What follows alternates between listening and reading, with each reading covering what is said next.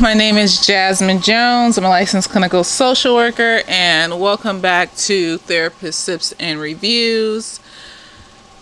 Insecure, Season 4, Episode 7, Lowkey Trippin. So tonight we are drinking Calarasi Sangria. Just, homage to the last episode with Issa and the paint and sip and her Calarasi, and because I had it and I hadn't been drinking it, so I figured why the fuck not. Right. So, we begin this episode with Molly. So I guess this is Molly's version of how she is experiencing the break in the friendship with Issa. So we start off with Molly at the Ethiopian restaurant, and basically Molly saw Issa get out the car, and Molly was trying to play it off and act like, oh, okay, I'm gonna pretend like I'm texting so that when she walks in here I can just be like, hey girl, and then be like, right, I have the power because I look like I'm having fun and I'm calm,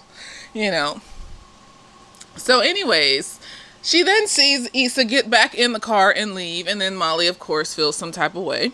But, it's cool, because Molly and Andrew are going to Mexico, Puerto Vallarta, and they're going to have a really good time, except for a little mix-up that happens that we will talk about in a little bit. So, anyways, Molly goes back to her apartment, and Andrew is there, and she's venting and all this other stuff, and then Andrew's just like, let's not think about Issa right now. Let's just go on our vacation and have a good time. Molly is happy, girl. Molly is happy in this fucking episode. And it's just, a whole different Molly from usual. And if she could just pack up this little area with Issa, her friend, and figure that shit out, she'd probably have a pretty well-rounded life. A best friend, maybe some associate friends, a boyfriend, her family, her career. Things would be on track. But, Molly. So, anyways.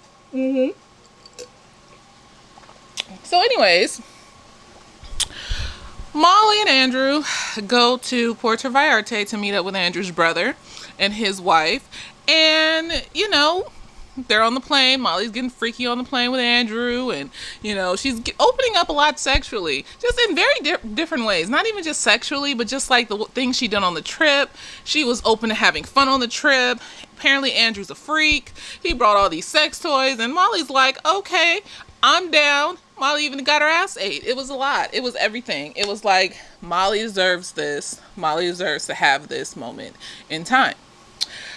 So they go and they meet Andrew's brother and his wife, and, because this has happened to me before too, and anyways, Andrew's brother seems nice, first meeting, but we'll get into that later.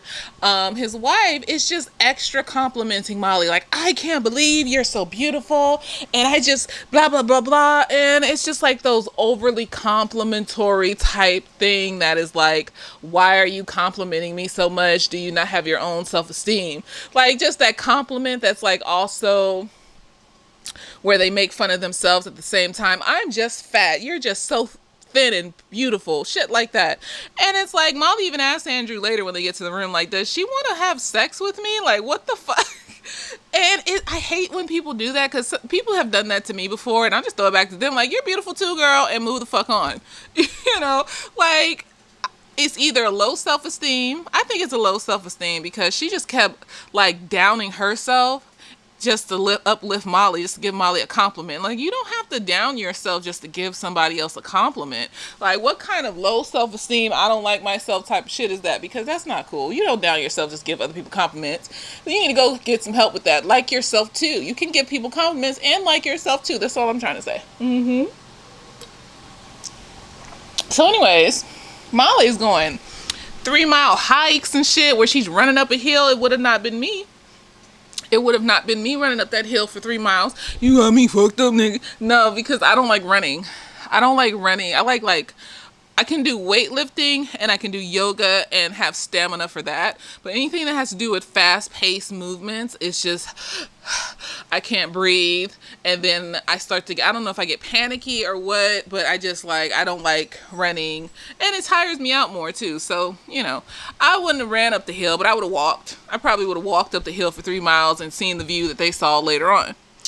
But anyway, so Molly's, and then she does the hang glide down from the hill, and she's just really happy on this trip. And it's like, this is the Molly that should have came out a long time ago. So we get to this part in the show, the episode where Molly, I guess, is getting a towel for Andrew's brother's wife because somebody splashed water in her face and she got mascara in her eyes, and so mascara plus chlorine burning. So anyway, she's getting a towel and she's standing in line to get one. She notices the white folks in front of her they're just handed a towel very easily and nicely and whatever. When she gets up in line, the lady asks her for her room key. And Molly, of course, is angry. Like, you didn't ask those white people for their room key. Da-da-da-da. Like, what's going on? And so before she could pop off, here comes Andrew's brother. And he's like, no, she's fine. She's fine. Like, why would you, anyways, why would you have to do that? That's what I'm saying. Like, it shouldn't be about, oh, she's fine. Like, it should be about this person just, like, is racially, like, microaggressions that you should not have to deal with, especially when you're on vacation.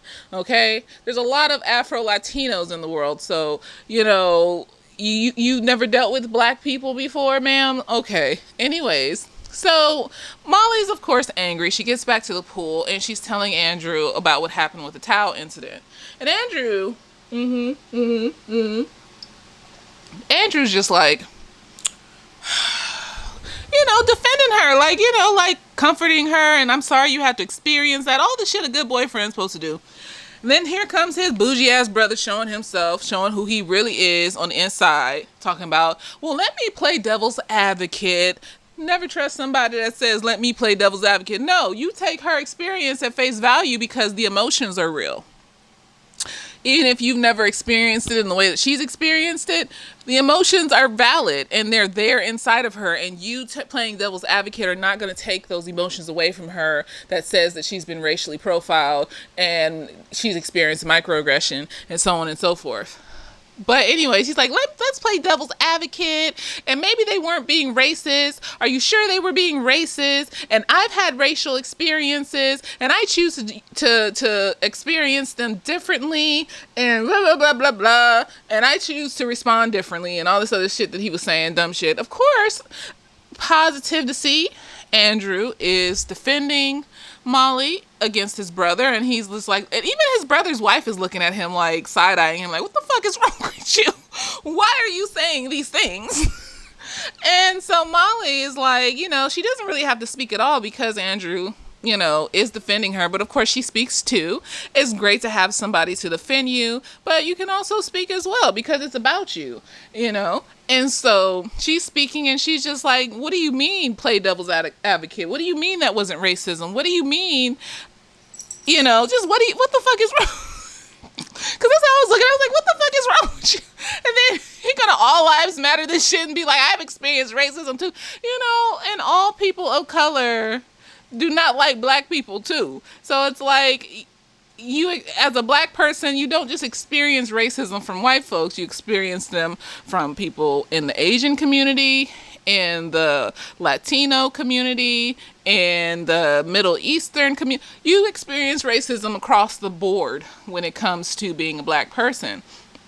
So, of course, Molly feels some type of way, and she says something about, well, you can pick and choose the situations that, you are racially profiled in or whatever the fuck, the whole model minority stereotype of Asians. And, of course, Andrew's looking at her like, what? And Molly's like, well, not you. You're different. And, of course, that's when his brother decides to jump in and be like, see, well, now we're being biased or whatever, and only certain people and blah, blah. And I'm just like, that is a conversation to have. Model minority is a real thing until, the model minorities, are seen as a problem.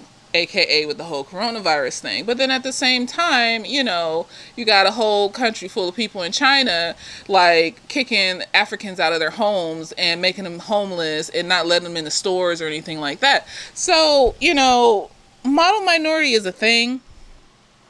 I don't know if I would have brought it up with his brother, because I feel like it would just have been towards a point of being more argumentative than it would have been towards having a cohesive conversation where ideals could be changed and, other avenues of thinking could be, made.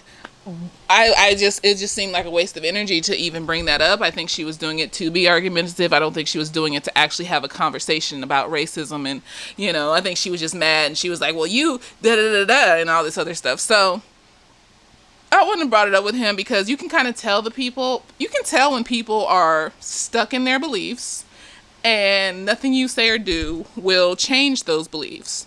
And I have learned to not engage people like that in conversations about anything that goes against my beliefs. And if it goes too much against my values and beliefs, then I just don't engage those people at all, because it's a waste of energy. At some point, it's just the other person's need to have an argument rather than you having a cohesive conversation about growth in a particular subject. So, I don't engage in shit like that. For what? For what? Why are we having this conversation? I'm not going to mention anything about you being a model minority. All I'm going to look at you and say is, what the fuck are you talking about? I was racially profiled. I don't give a fuck what you have to say. Anyway, so yeah. Andrew was on her side. He defended her, even after her comment about, model minority and things like that. He kind of looked at her like, what? But, I think he understood, that is a real thing. And he let that go because his brother was being an asshole. Racist asshole. So, Molly then just leaves and she has to fuck up out of there. And the next scene is Andrew waking her up with a smoothie. And he told her, that he talked to his brother and he cussed him out. And I don't know if he cussed him out. I just added that. But he talked to his brother and his brother's an asshole, but it's his brother. And I think that gave Molly something to think about. Interracial relationships are hard. Like I said, it doesn't matter if it's a person of color, because there's a lot of racism against black people in different communities, not just the white community. And so interracial relationships can be hard. Your partner may be the greatest person on earth, but then their whole family is a family of racists. And I'm the type to cuss people. I will cuss Meemaw the fuck out if she says some shit to me at Thanksgiving dinner. So if you are ready for that, you are ready for me to cuss Meemaw out, then, let's do this. But if you're not and you defend Meemaw, I gotta go because you got some latent racial issues and all this other shit. Fuck you, nigga. So, dating interracially is difficult. And Molly kind of, when Andrew said, well, and that's my brother, even though he defended her and talked to his brother and called him an asshole, Molly made this look on her face that was just kind of like, I'm going to have to be around these people. I'm going to have to be around these people. And you don't always, it's not always, and there's something that could happen is she could just be the model for how black people are kind of in that family if she's around long enough. But it's like, why? I don't want to go into something where I'm the model for how a group of people are supposed to be. I don't feel like that, and yeah, they might change them because they, get to know her and get to understand racism through whatever the fuck she experiences. But that seems like a lot of energy to be, had to be taken. I don't know if I could, but Molly, Andrew, he stood up for her. He's a good boyfriend. That is his brother. So it's like, it's a weird situation. So I'm interested to see. I think next week is the last episode. I think it's only 8 episodes. So we'll see what happens. Anyways, at some point, Andrew checks his phone and sees that Nathan's called him like multiple times. And so Andrew's just like, why is he calling me? So he calls him back. Apparently he can't find the key to the garage. And in the background, Issa is like talking or whatever the fuck. And Molly just feels some type of way. And Molly's like, well, see, Nathan's not good for her. And she just likes messes and blah, blah, blah, blah. And then Andrew's like, no. Nathan was really going through some shit, like some mental health shit. He didn't just abandon Issa for nothing. And Molly just looks like she just ate shit, like, oh, well, I guess he's not a messy motherfucker. I mean, anything could have happened. I just wish that, I feel like if Nathan has those type of deep mental health issues where he has to disappear for a minute, I'm gonna need that worked on before you talking to anybody, my nigga. Like, I need you to work on that. You just disappearing for a minute because you're depressed? No. Just randomly out of nowhere, not saying shit to nobody, not answering text. You have a priority at this point. So hopefully he made that his priority and he worked on that enough to where he can have his moments of depression or whatever the fuck he had around other people, and he doesn't just up and disappear randomly for no reason on a regular basis. So, we'll see, because it's still kind of messy. See, it's still kind of messy because it's like, before you start dating, you need to have your mental health stuff on point, to the point where you're not doing overly toxic things. Now, there'll be moments when, like, people have major depressive disorder and they can't get up out of bed for like a few days, and it's difficult. So there'll be moments of difficulty, but you and your partner are able to face those moments of difficulty together, where your partner can support you in your growth. Make sure that you're okay for those 2 days, and make sure that they're checking on you and things like that. Not necessarily your partner is taking over for your mental health. You still need to work on that, but everybody has those fucking days where they can't get it together, and that's not toxic to have a day where it's just all crumbling down and you need support. What's toxic is how you respond to it. Like, are you responding to those days by cussing people out and being mean and being cruel and being horrible? Are you responding to those days by just up and disappearing and no one knows where the fuck you are and you're not answering your phone and you're gone for like weeks, Or are you responding to those days by being open and honest and saying, hey, today I feel depressed and it's hard for me to get up out of the bed right now. So I'm just going to need some time. It shouldn't be like more than a week, maybe like 2 or 3 days, where I just need to take some time right now for myself. I would love to have you to support me in, if you're available, you can come over and, sit next to me while I'm going through this depression. Or, you can hug me and hold me for a little bit, I don't want to intrude on things that you have to do, though, while I'm going through this. So, those are things that you can do, however, to support me through this. And sometimes I will not want to be touched, because sometimes when I get depressed, I get really irritable and I will not want to be touched. And in those moments, you can choose to stay, you can choose to go. If it's too much to handle for you, I promise it won't last. I will be working on my coping skills during that time. See, I'm an Aries, so I will say all of this shit. I will say, because I'm rambling on and on, because I will just keep talking about all of my mental health issues. Like, yes, this is going to happen, then this is going to happen. And so I might need this, or I might need that. And then I'm just going to need a nigga that's just going to be like, hey, okay, let me take some notes so that I can remember these things. And thank you for being open and honest with me about what's going on. Yes, that's all you need to say. That's all. Take notes. Thank me for being open and honest, and leave me the fuck alone. Because when you have depression and anxiety, you can do all the coping skills in the world, all the meditations, you can do the medication, but you will still have moments where shit just hits the fan and you are not going to be able to keep it together emotionally, especially if it's a big trigger. Like, say somebody dies.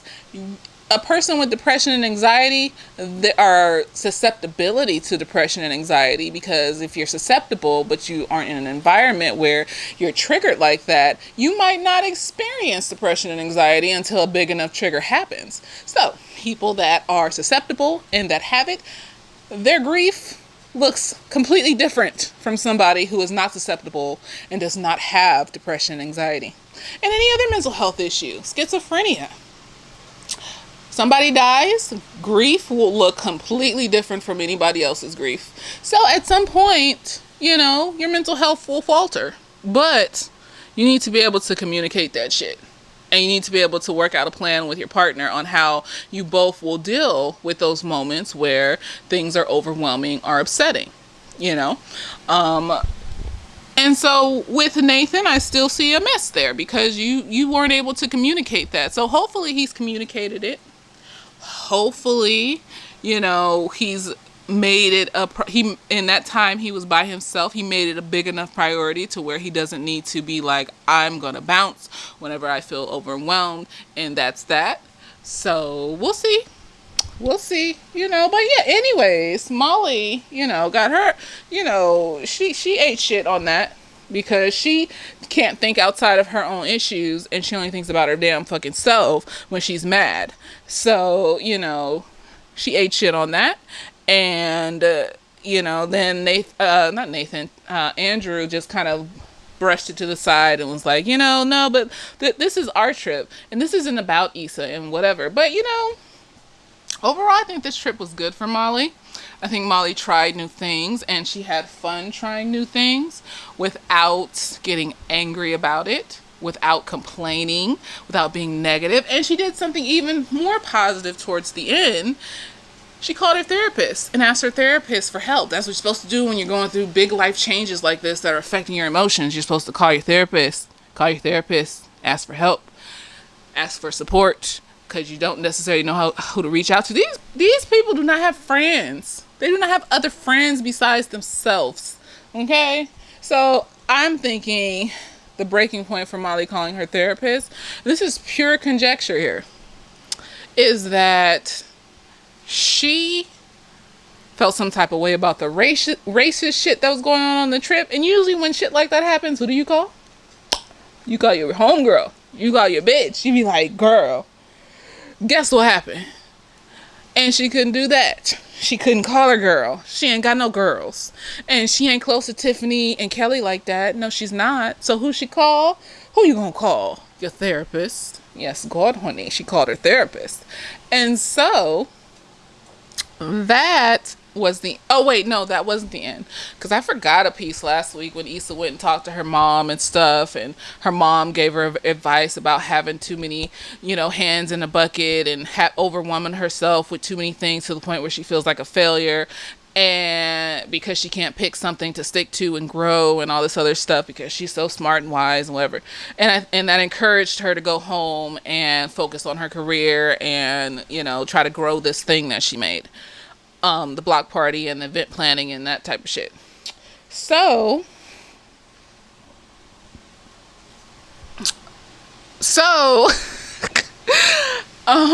yes, I know I say so a lot. Let me fuck alone, bitch. There's just some words you say a lot when you're a therapist. So, well, how does that feel? How does that make you feel? How do you think you're going to respond to that? What are you going to do with that? Wow. Awesome. And it's real. It is real when you're in a therapy session, because you use it to fuel the conversation, especially when shit gets quiet and awkward and people don't, and the client doesn't know what the fuck to say next. And you're just like, okay, what is one of my phrases I can pull out of my pocket to get this shit going? When you get to the end of the session, when you get to the hour and it's only been 15 minutes and they just stumbled and blah, blah, blah and stopped. So you gotta, it's your key phrases that you use. I don't know how I went on that tangent. What was I saying? Molly called her therapist. And yeah, I think that's a positive that she called her therapist. This is probably not what I was saying before at all. I was probably saying some other shit, but whatever. We went in a tangent and then we forgot. Yes, I talked to myself in the third person. See, this is how we end up forgetting shit. I start talking about myself. She's an Aries, bitch. Anyways, so it's a positive. So she doesn't have friends. They don't have friends. And she didn't have a homegirl to call. Kelly and Tiffany are not her friends like that. So she calls her therapist, and we fade to black. No, Lawrence. She sees Lawrence at the airport at some point. Oh, I know what I was talking about. I was talking about Issa and her mom. Okay, so Issa and her mom were talking about how she has her hands in too many buckets and she needs to focus on growing one thing, and that's what made her confident enough to get back into her work schedule and grow her shit and grow her event planning and shit like that. So yeah, that was a good scene that she was able to reach out. So Issa went to her mother. And so these are mirror episodes. So, we got the new people that they both met. We got the random celebrity. Kim Fields was there. She was on the plane. And so Issa got Kyla. Molly got Kim. And Kim was on the plane, and she had just broken up with her husband, spouse, partner, whatever the fuck. And she was just playing the sad older woman on the plane, like, like jaded and all sorts of stupid shit. And so she shows up on the hiking trail too, and she's just passing by, and it's funny, it's cute. What else? So yeah, Molly then sees Kim Fields at the airport again when they're arriving, and Kim Fields hooked up with some dude. And she there with some dude. Somebody knew. I don't know. Maybe. Who knows? He was wearing the stuff you wear to tropical places. So I'm assuming it's somebody new. Then she sees Lawrence. And Lawrence, awkward, introduces Lawrence to Nathan. Nathan knows about Lawrence through Molly and Issa. So he's looking at Lawrence all awkwardly because he's probably thinking about how they just got off the phone with Nathan and heard Issa's voice in the background and all this other stupid shit. So, he's looking at him like awkward face and shit like that. And Lawrence and Molly had like this stupid ass little conversation. They weren't talking about shit. It was awkward. And then, Molly and Andrew leave, and then Lawrence leaves and Molly, or whatever, who cares who leaves first? And then Lawrence leaves, and he gets on the phone, and he says, "Hey, I missed you." Now, Issa is hanging out with Nathan. We don't know what she's doing with Nathan. They could be talking, they could be together, or they could just be friends. Maybe he told Issa that he's trying to work on his mental health, and he just wants to be friends. Who fucking knows? I'm making up scenarios in my head right now. Or they together, they fucking whatever, or friends with benefits, or they're in a relationship, whatever, they talking, or they just talking. And Condola goes against Lawrence's values. He wants to get married, he wants to have kids, all this other stupid shit. And so of course they try to leave it at a cliffhanger. Who do you think he's on the phone with? I'm gonna say it's Condola. But he was DMing Issa though, and they don't show all the shit that happens. So like how did Issa end up at Nathan's house and shit? So they don't show everything. So I don't know. I want to say it's Condola, and then I want to say it's Issa, or it could be somebody new because we haven't seen Lawrence in a while. Condola was at that shit by herself, to meet with Issa. So it's either Issa, Condola, or somebody new. Or it's his mama.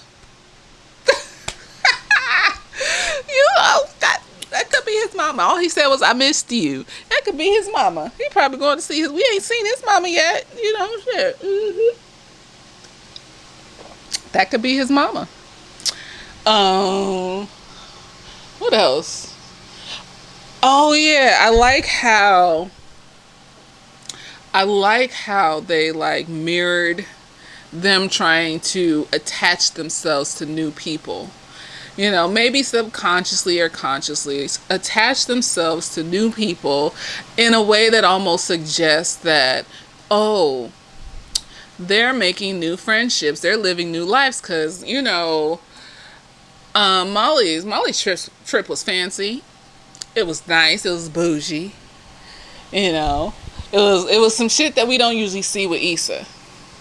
So it's as if she was immersing herself in this life almost. Like, oh, and then Andrew's brother, and this could be his wife could be my new friend, even though she's weird and she says like self-deprecating shit attached to a compliment, and this could be it for me. Just like Issa last week, I made new friends. I don't need Molly. Fuck Molly. I can go to a wine and sit where bitches share, or 9 bitches share from the same wine that I brought. And, call me the plug and ask me about shit that I know and shit that I can do for them. And then dine and dash and leave me in the bathroom to pay the whole bill for dinner and shit. I made some new friends, bitch. So is this like showing us like, oh, see, when you think that you can just move on from shit without communicating and talking about your problems, doing it too quickly can lead you somewhere where it's bullshit. Even more bullshit than what you're dealing with now. Is that the message here? Is that maybe the message? Do y'all think that's the message? I don't know. I feel a type of way. I feel like maybe it could be the message. Which, is a cute little message. It's a cute message. And it makes sense. It's logical. It's just kind of corny. Like, I just feel like, I don't know. I would just have talked to her. I would have just talked to her. I just got that shit out the way. Like, hey, this is how I'm feeling. Because when you talk to somebody, you're not doing it for them. You're doing it for yourself. Only when you're actually ready to talk to them. Because then you're prepared to lose them. You're prepared to say how you feel and get it off your chest so it's not burning inside anymore. Or you're prepared to make up and have, a happy ending like you want it to be. So I think that it's kind of fucked up to like talk shit to people because they want to start the conversation. I would say as long as you're ready to start the conversation, you're ready for the consequences that may happen, no matter what those consequences may be. That is when you're ready to be the first person to start a conversation. Because I'm ready to dip on niggas no matter what. I don't give a fuck. I'd be like, okay, so you're still on that bullshit. I told you how I felt and you're still on that bullshit. So I got to go. I got to dip. I can't. I tried. I had, because then it ends. See, when you're ready to dip on people that continue to manipulate and do stupid shit and won't own up to their problems, you always have the power whether you start the conversation or not. Doesn't matter who starts the conversation. It matters how we end the conversation. Are we going to end this friendly? Are you going to admit to your part, as I will admit to my part as well? Or are you going to continue to be on that bullshit where you try to put all the blame on me and not take responsibility for anything? And okay, that's closure. That's closure. When you see that they're doing the same thing that they've been doing before that made you leave them in the first place, you already know. Enough is enough. It's over. Game over. They're the same nigga they was before. So fuck that shit. I would have started the conversation because we went days without talking. I don't sit on shit. I'm not sitting on that shit. You got me fucked up. I'm not sitting on emotional pain when I can get past this shit and be over. It's done. It's done. Like, it's over with. The whole conversation. Okay, I thought the window was like opening because of the fan. The whole conversation is over. And you are free. You're free. Like, you don't have to go back and talk to them. You don't have to do shit because they're the same motherfucker they were when you left them. The shit that made you leave in the beginning is the same. Or the shit that made them leave. And then as they were gone, you started to recognize the bullshit that they were on. And then, or if you were the cause of the problem, when they leave, you sit and you contemplate the bullshit that you was on. And you start thinking through shit. Or you double down on, blaming other people and you stay the same shitty ass person that you were always from the beginning. So this goes for all the people. Me too, shit. All the people. All I'm saying is, if no matter who starts the conversation, so I was like, if, what was that? No matter who starts the conversation, it's about the person that ends it and what they're willing to give up, no matter what, to end the conversation and end this situation. Now, if you make up, that's great. I'm not, I'm not negative bitch over here. If you make up, it's great. If the other person admits to the problems and shit like that. But I don't see the people in my office that are able to just like have that happy ending, okay? Most of the people I see, it turns out that the asshole that you were dealing with is going to be the same asshole forever. They're not going to change. There's no such thing as potential. Okay? It's either you got the shit, you're trying to grow yourself, you acknowledge all your issues, and you're working on yourself constantly as we work on everything constantly. As we work on, taking a bath every day, brushing our teeth every day, fixing our car every once in a while. The TV gonna break one day. Might take 10, 15 years, but eventually it's gonna break. So you're just constantly maintaining your emotions. I'll make a video about that shit. Maintaining your emotions. So you don't necessarily, have to worry about spiraling into being like a fucked up person.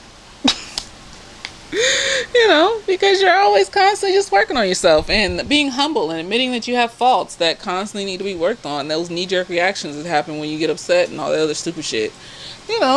So, okay. Screensaver's on. I don't know why she likes to lay on my computer. I don't understand. Whatever.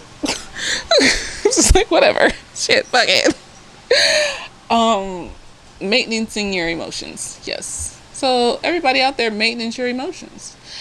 And, those are the type of people that would tend to want to work on shit and admit they're wrong and, grow and build from the situation. And those type of people, it takes a lot of work to do that type of shit, to constantly maintenance your emotions. But once you get into the groove of it, it's like brushing your teeth and shit, It's just whenever you feel fucked up, you admit you feel fucked up inside and you need a break. Because fucked up feelings just gonna come and go and shit. But you just have to admit that you need a break when they do come. Like, okay, I'm overwhelmed. This is too much. I need a break.